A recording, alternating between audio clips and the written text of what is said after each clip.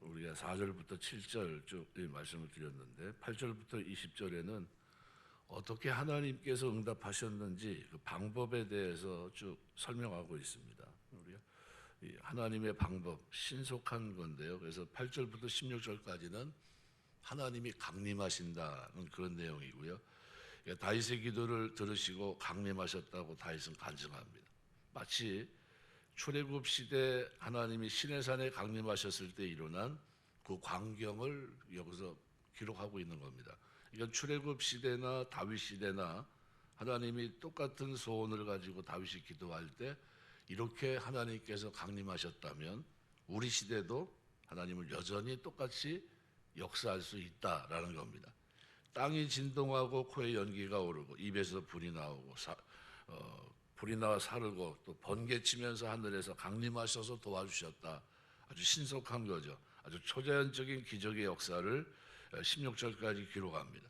하나님의 사람들에게는 오늘도 이와 같은 역사로 여러분이 간구할 때 응답하시는 줄 믿습니다. 그리고 19절, 20절 말씀을 보면 여호와께서 나에게 의지가 되셨도다. 나를 또 넓은 곳으로 인도하시고 나를 기뻐하심으로 구원하셨도다. 아무도 할 수 없는 무능한 자신에게 하나님이 응답하시고 오히려 환난 중에 기쁨이 있었다고 고백합니다.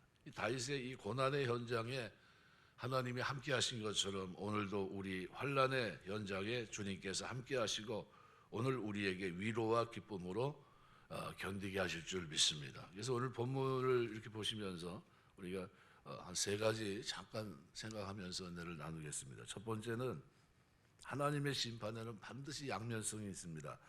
8절부터 16절 기록을 보면 하나님이 크게 진노하셔서 땅의 심판을 베푸시는 장면이 기록이 되어 있는데 특별히 17절 보시면 그가 위에서 손을 내미사 나를 붙드시며 많은 물에서 나를 건져내셨도다.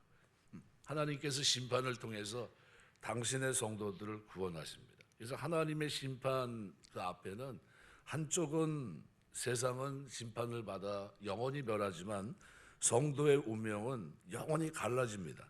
그래서 마태복음 25장 31절 32절 보면 인자가 자기 영광으로 모든 천사들과 함께 올 때 자기 영광의 보좌에 앉으리니 모든 민족은 그 앞에 모으고 각각 구분하기를 목자가 양과 염소를 구분하는 것 같이 하리니 염소는 왼쪽에 양은 오른쪽에 둡니다.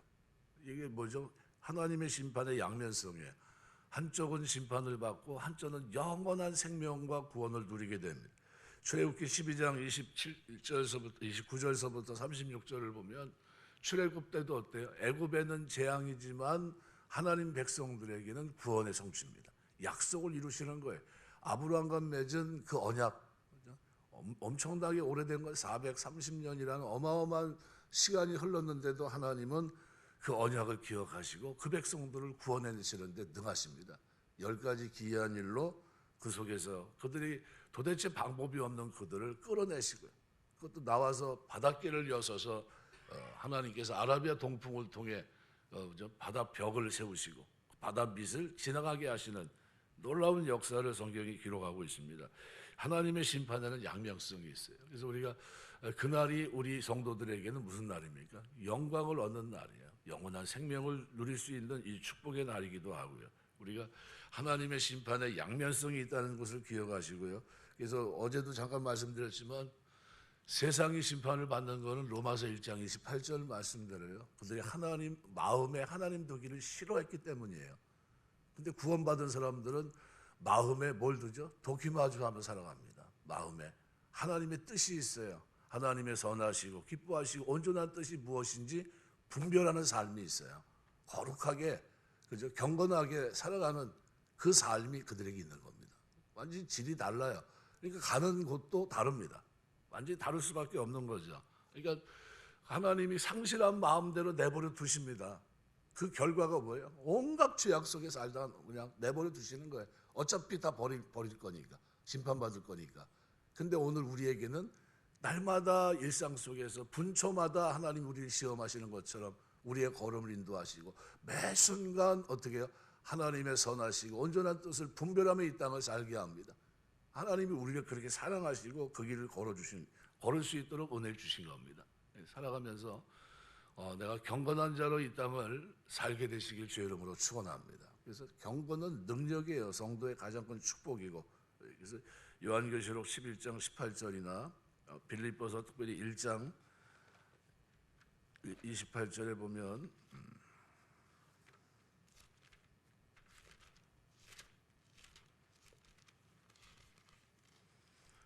빌립보서 1장 28절에 이렇게 27절부터 보시겠습니다. 오직 너희는 그리스도의 복음에 합당하게 생활하라. 이는 내가 너희에게 가보나 떠나 있으나 너희가 한 마음으로 서서 한 뜻으로 복음의 신앙을 위하여 협력하는 것과 무슨 일에든지 대적하는 자들 때문에 두려워하지 아니하는 이 일을 듣고자 함이라.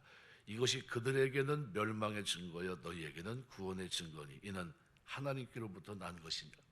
우리가 이게 복음을 받아들이고 우리 마음이 그리스도 안에서 회개하고 거듭나서 이제는 하나님이 어떻게 해요? 그 놀라운 은혜 속에서, 중보의 은혜 속에서 이제 우리가 살아갑니다. 나를 위해 주님이 기도하고 있다는 사실을 기억하셔야 됩니다.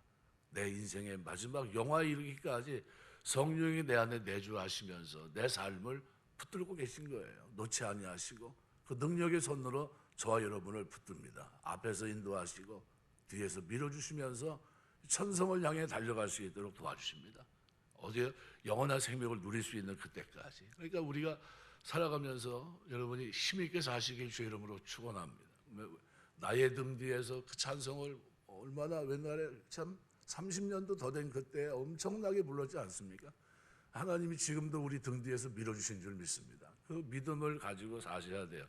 두 번째는 하나님은 성도의 부르짖는 기도에 지체하지 않으십니다. 오늘 11절 보면 구름을 타고 나르시며 바람 날개 위에 나타나셨도다. 7절 말씀에 나오는 다윗의 부르짖음, 내가 환난 중에 여호와께 아뢰며 나의 하나님께 아뢰었더니 그가 성전에서 내 소리를 들으시며 나의 부르짖음이 그의 귀에 들렸도다. 여기에 대한 응답입니다. 여러분 환난을 만나면 여러분이 주야로 하나님 앞에 기도하시길 주 이름으로 축원합니다. 다윗은 어떻게 기도했죠? 저녁과 아침과 정오에 내가 하나님 앞에 구하리니 그랬어요. 하나님 앞에 늘 기도합니다. 여기 나르시며 바람 날개 이게 반복적으로 나옵니다. 하나님의 응답의 역사가 얼마나 신속하게 이루어지고 확실하게 이루어졌는지를 보여줍니다.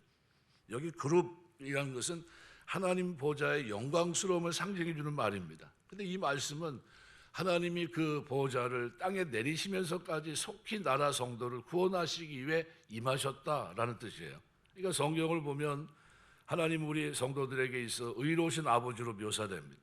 그분은 성도들을 자기 자녀로 받으셨고 그들에게 아낌없는 사랑과 은혜, 긍휼을 그들에게 베푸십니다. 만일 악인들이 하나님의 자녀인 성도들을 공격하고 그로 인해 성도들이 부르짖는다면 하나님의 심정이 어떻겠습니까? 그 자녀가 고통 중에 처해 있을 때 하나님은 보좌를 지키면서 거기 그냥 가만히 있겠냐는 그렇지 않습니다.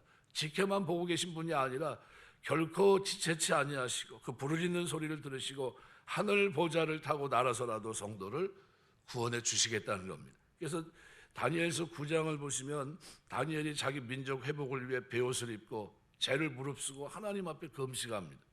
얼마나 간구했습니까?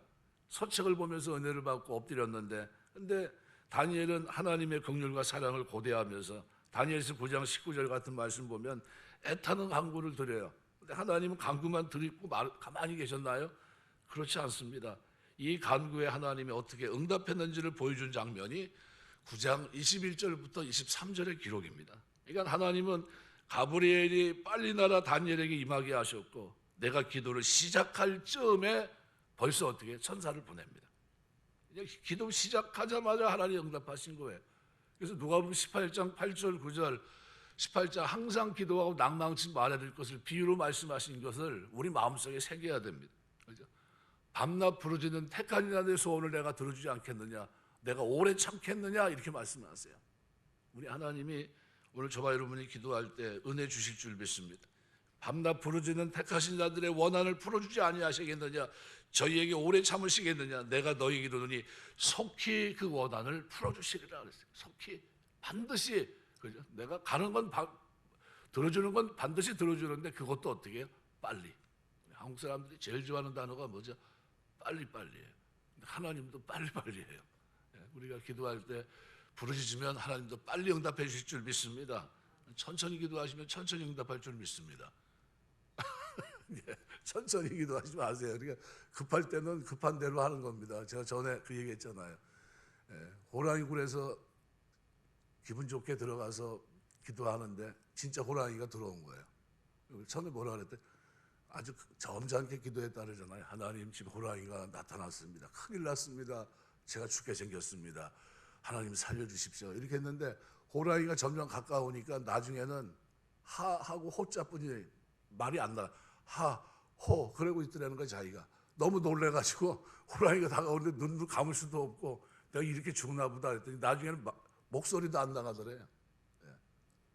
우리가 하나님 앞에 기도하면서 사셔야 됩니다. 예레미야 29장 12절 13절 너희는 내게 부르짖며 와서 내게 기도하면 내가 너희를 들을 것이요 너희가 전심으로 나를 찾고 찾으면 나를 만나리라. 나를 사랑하는 자들이 그죠? 내 계명을 지키는 자들을 내가 아침마다 만나주겠다고 하는 것이 하나님의 약속이에요. 그렇다고 한다면 우리가 기도하면서 하나님의 응답에 대해 확신하게 되시길 주의 이름으로 축원합니다.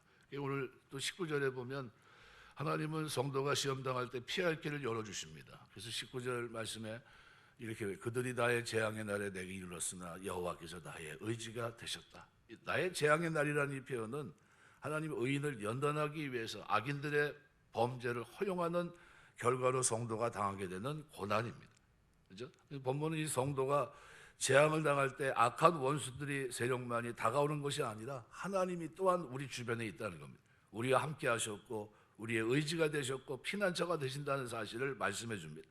사도 바울은 자신이 당한 환난과 고초에 대해서 그는 잘 알고 있었습니다. 그래서 고린도 후서 한번 잠깐 볼까요? 고린도 후서 1장 8절 9절 보시면 이렇게 말합니다. 형제들아 우리가 아시아에서 당한 환난을 너희가 모르기를 원하지 아니하노니 힘에 겹도록 심한 고난을 당하여 살 소망까지 끊어지고 우리는 우리 자신이 사형 선고를 받은 줄 알았으니 이는 우리로 자기를 의지하지 말고 오직 죽은 자를 다시 살리시는 하나님만 의지하게 하심이라 그랬습니다.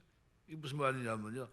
사단이 마치 하나님의 과거 의인 욥을 곤곡해 할 수 있는 기회를 주었을 때 그 기회를 놓치지 않고 온갖 방법을 동원해서 욥을 공격했던 것처럼 바울을 향해서도 온갖 저주와 어떻게 멸망의 독을 품어내면서 궁지로 몰아넣습니다. 그런데 바울은 그 절박한 상황 속에서 그렇게 고백해요. 이게 하나님만 의지하기 위한 하나님의 배려였다는 겁니다. 은혜였다는 거예요.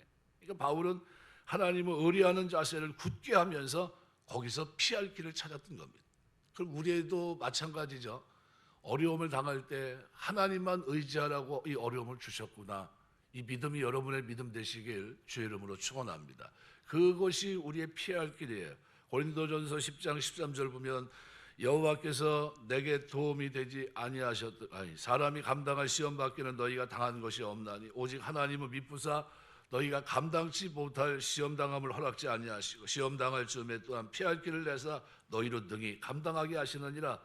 시편 94편 말씀에 보면 이렇게 표현합니다. 17절 18절 여호와께서 내게 도움이 되지 아니하셨더라면 내 영혼이 벌써 침묵 속에 잠겼으리로다. 여호와여 나의 발이 미끄러진다고 말할 때 주의 인자하심이 나를 붙드셨사오니. 미끄러지는 건 뭡니까? 죄로 인하여 내가 실패해서 하나님부터 멀어질 때입니다. 그런데 하나님은 그 인자하심, 헤세드, 끝없는 영원한 사랑으로 변함없는 사랑으로 나를 꽉 붙잡고 계신 겁니다. 우리가 시험 당할 때 우리 하나님이 우리에게 피할 길 주시는 줄 믿습니다. 말씀을 맺겠습니다. 오늘 부르짖으니까 하나님께서 다윗의 기도에 어떻게 해요? 신속하게 응답하십니다. 신속하게. 그리고 그를 붙들어 주십니다. 그 인자하심으로 그를 붙잡아 주세요. 역사상 우리 시대 가장 큰 세계 3대 테너 그러면 호세 카레라이스, 루치아노 파바로티, 플라시스 도밍고 이 세 사람인데요. 특히 도밍고하고 카레라스는 라이벌이면서 앙숙입니다. 그래서 이 두 사람은 도밍고는 스페인 마드리드 출신이고요. 카레라스는 카탈로나 출신인데 스페인이 지역을 다스렸는데 자치권을 행사하기 위해서 두 지역은 적대 관계 속에 있었습니다. 그래서 어느 날 이 두 사람이 언쟁하고 나고선 절교를 합니다. 다시는 너하고 같이 노래 안 부르겠다는 거죠. 이 카리라스가 도밍고가 출연하는 이 여기에는 절대 나가지 않았습니다. 그런데 1987년 41살 나이에 카리라스가 백혈병에 걸립니다. 그래가지고 자기가 벌어놨던 돈을 투병 생활하면서 미국에서 항암 치료하고 골수 이식하면서 다 소비하고 말아요. 그런데 남은 좋을 텐데 제대로 낫지를 못한 겁니다. 고민하고 있는데 마드리드 지역에 백혈병 전문 병원이 있다는 것을 알고 그곳에서 무료 치료를 받게 됩니다. 이건 누가 한 거냐면요, 도밍고가 한 거죠. 그런데 그걸 얘기하면 안 올 것 같아서 그냥 모른 척하고 있었던 겁니다. 그래서 그는 여기서 치료를 받으면서 전 세계인들에게 기도를 부탁합니다. 하나님의 은혜로 마드리드 병원에서 치료받으면서 회복이 됐는데 이 병원은 사실은 도밍고가 만든 거예요. 호세 카리라스를 돕기 위해서 자기 재단으로 병원을 개설했던 거죠. 그리고 그 자존심이 상할까 염려하면서 이 전체적인 내용은 베일에 가려 있었던 겁니다.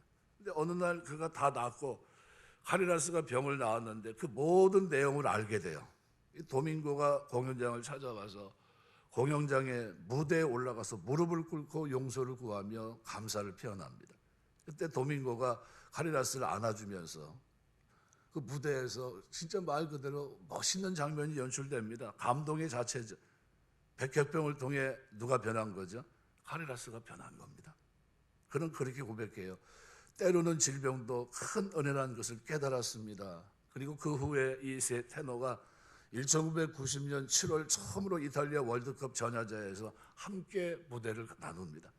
이 두 사람은 카리라스의 건강 회복을 위해 노래를 부릅니다. 이날 이 세 사람의 우정은 전 세계가 알게 됐고 감동적인 무대로 선포됩니다. 고난이 그것으로 끝나는 것이 아니라는 것을 꼭 기억하셔야 돼요. 모든 것이 합력해서 하나님의 뜻을 이룹니다. 성도의 힘은 어디에 있냐면요, 경건함에 있고요. 하나님은 경건한 자의 기도를 들으신 줄 안다고 그랬습니다. 우리가 하나님 앞에 기도할 때 하나님은 다니엘의 기도를 응답하신 것처럼, 다윗의 기도를 응답한 것처럼, 아브라함의 기도에 역사하신 것처럼 오늘 우리의 시대, 우리 기도에도 똑같이 역사해 주실 줄 믿습니다. 이 믿음 가지고 하나님 앞에 구하고 찾고 두드리는 은혜가 있게 되시길 주의 이름으로 축원합니다. 기도하겠습니다.